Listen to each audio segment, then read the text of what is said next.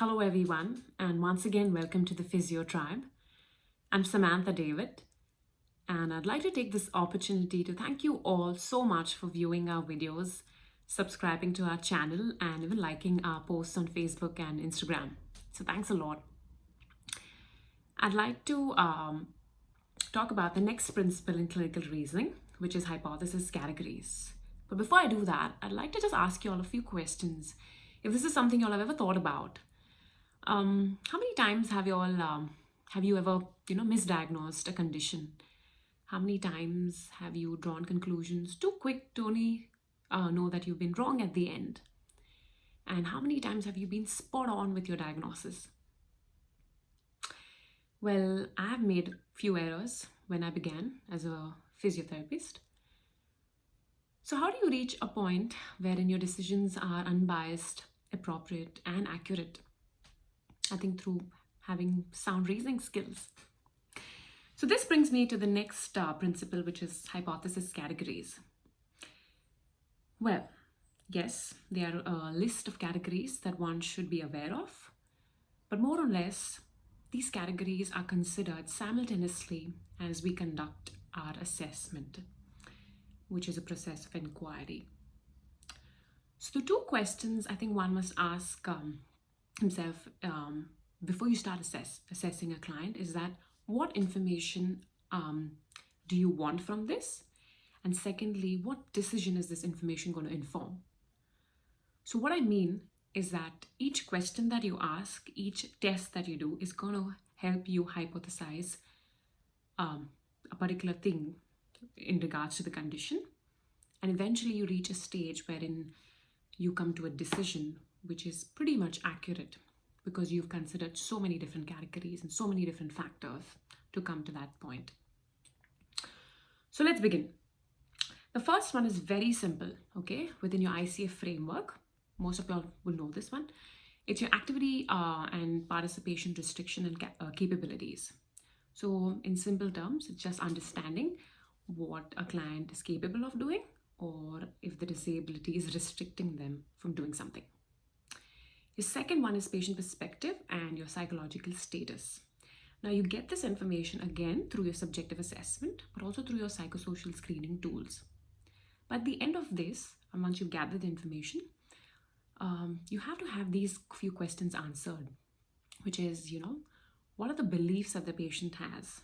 How did they reach the stage of having these beliefs? What are their coping strategies? What are the expectations? And lastly, are they willing to make a change if need be for the betterment of their health and well-being? So the next one then is your pain type. So as clinicians, we deal with pain on a daily basis, and hence it's very important for us to understand what is the dominant pain type in a particular condition. How do you do this?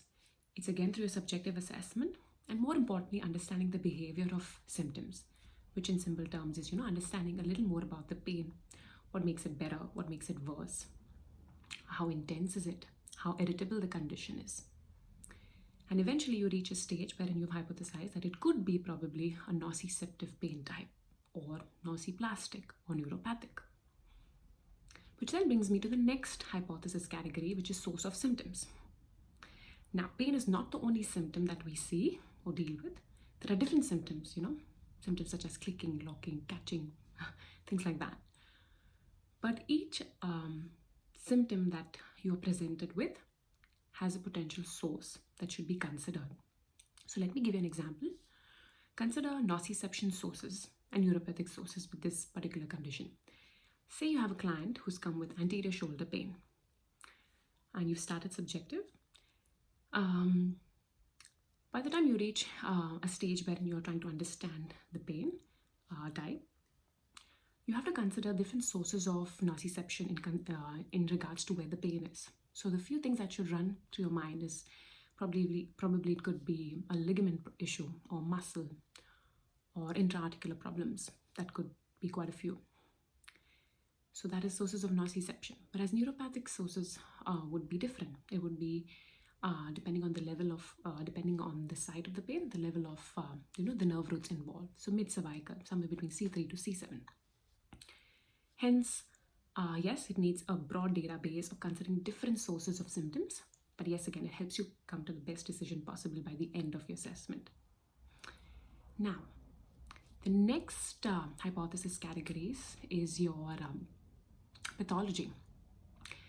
Now, we're going to talk about pathology and impairment. They're two different categories. Pathology is, obviously, we know this, it's, structural and functional limitations that are seen in bodily structures because of, a disease or a trauma or an injury.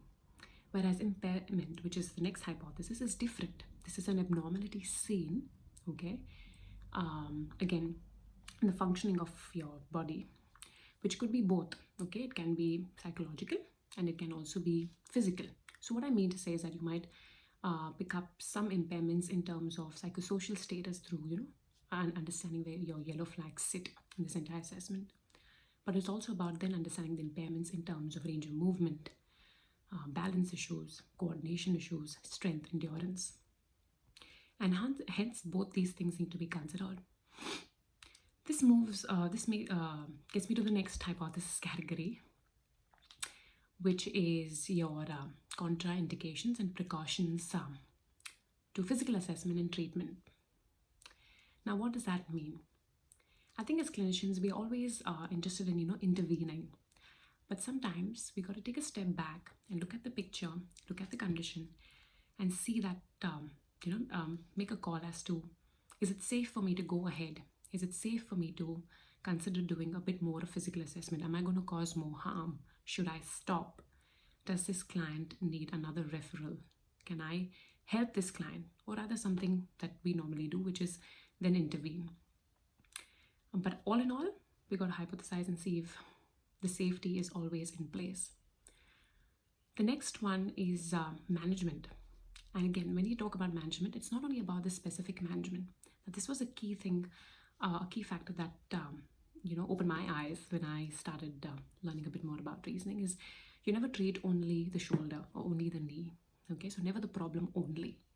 You look at the person and treat the whole person. So what I mean to say is that it's not only implementing specific treatments for obviously the problem that is there, which you're going to do, but it's health promotion overall, which means you look at everything right from promoting the best health well-being that would be recommended, referring to the client to another healthcare professional, so looking at the whole person.